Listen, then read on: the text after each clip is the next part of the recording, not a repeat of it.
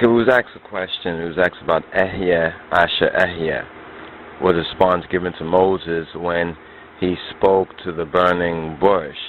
Now, how is this translated in the Amharic Bible? Which is a good question, but first of all, you heard that the Tetragrammaton is unholy satanic, and this was some question that came in from one of the viewers, Mr. Material. So our response was that Ehya Asher Ehya, Ahya Asher Ahya, it means I am that which I am. This is what means actually I am that which I am. It's Ahya Asher Ahya, what was said in Exodus 3 and 14. As we have been teaching for many years, Yahweh, or the Yod He Wow He, or Yod He Wow He, or Yod He Wow He, does not mean I am that I am. But still, a lot of folks, they will go off and say, yes, it means that. And they, a lot of these Christian, so-called Jewish material is very dubious. That's why you have to go into the languages for yourself. So Yahweh, or the YHWH, does not mean I am that I am. It's really the Ahya, or the Ahya Shara Ahya, or the Ahya Asher Ahya. Now, it actually means Yahweh. Yahweh means he who he is, or more correctly from the Ethiopic code, he, the living one, the one who causes life, is the living one who causes to live or causes life. Now, as far as the Yod He Wow He, or the Tetragrammaton being satanic, well, that's a crock right there. It's a Satanist rumor and lie that's being pushed.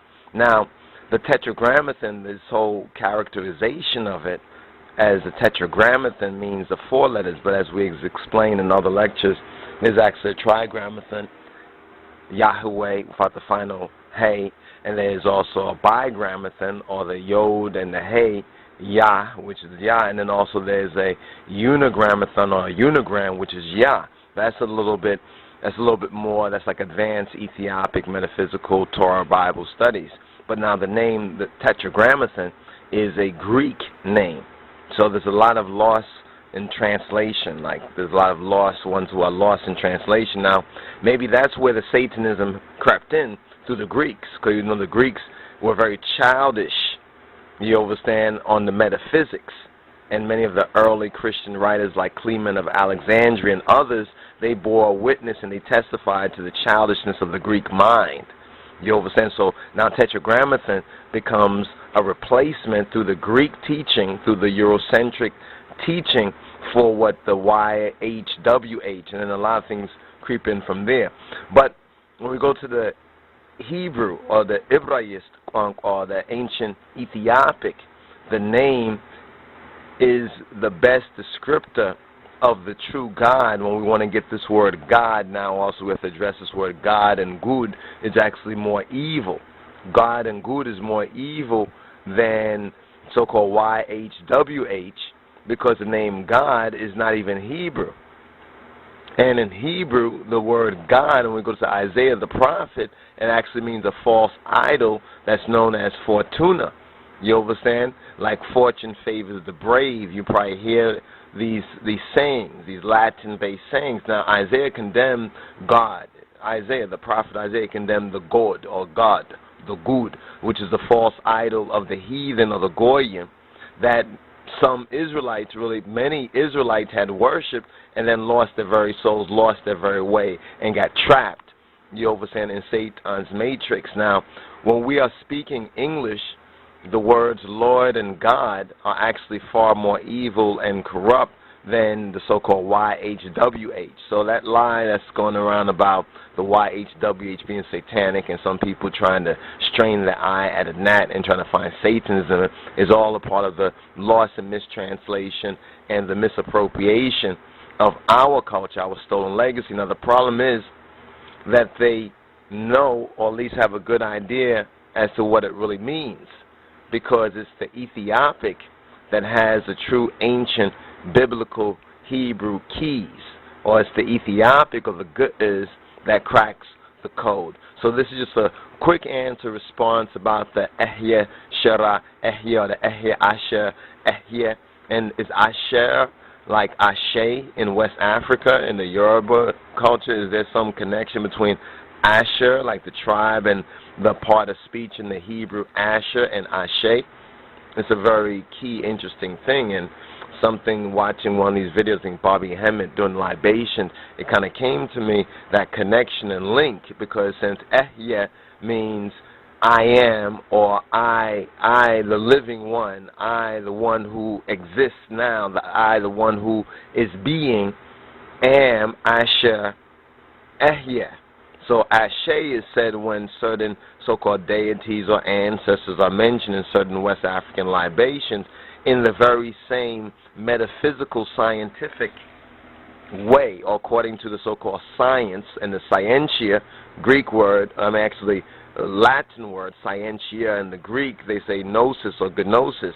In the Latin, scientia means knowledge. So when we talk about do the knowledge or do the science, science is knowledge, so that means knowing, and what we need is the full knowledge of it.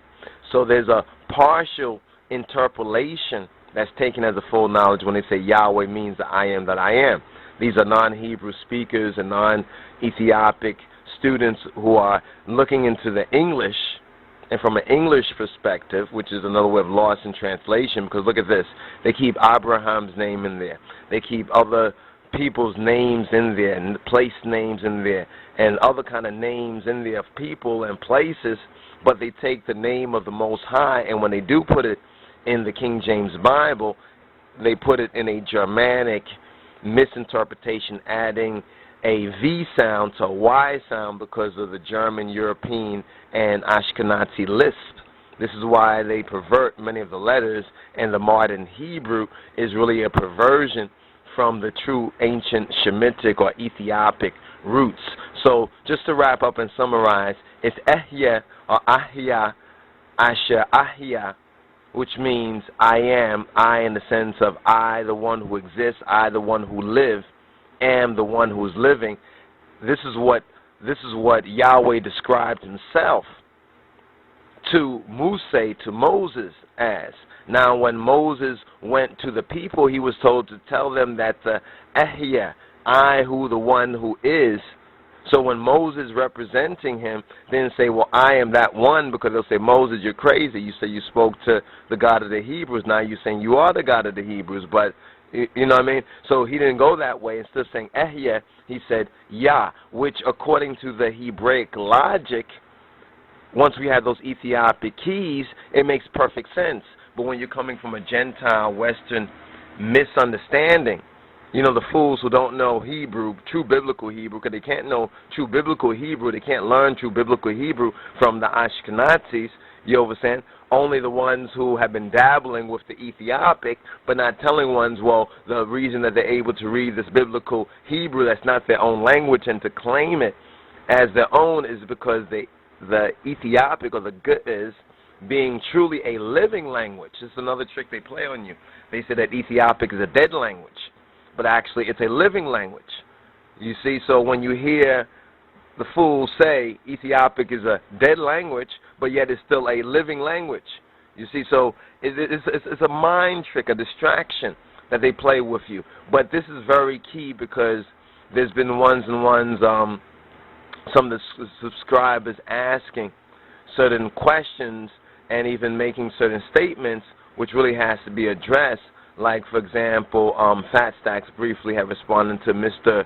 Material, Psalm 68:4, sing to the Almighty, sing praises to his name, extol him that rideth on the heavens by his name, Yah. Now, if you look in some other European English translations, it says, him who rides through the deserts.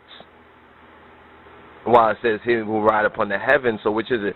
Is it the heavens or deserts? Or what's the connection with the deserts and heavens? Is riding through the deserts, creating these clouds, just like the old mythology of Re, or as a Ra, traveling, or the sun traveling through the heavens. But you know there's more than one sun too. There's the Heres sun, there's the Shamesh, and there's Heres. Heres is the metaphorical sun, which is the part of the mysteries, or the Tibeb, the wisdom school teachings. But there was a response that was put there, and it says, many of the Hebrew prophets they carry the name Yah, and this is now after. What's key about this is during the time and right after, during the time of the apostasy, after the Solomonic time, apostasy time, and then after exile, we find that Yah becomes attached to many of the names. But there are many prophets such as Obadiah, servant of the one he who is the living one, of Yah. Zechariah, the remembrance of the one who is the living one. Yeshayahu, the salvation, the Shua, Shaya of the one who is alive, one's living one. Zephaniah, that Yah, the living one, either hides or the hiding of he who is the living one. And then there's the phrase, hallelujah. And remember, Yah here is either, depends on which particular scroll you're looking at, either it's a bigrammaton or it's a unigram. One means praises to the one who is the living one.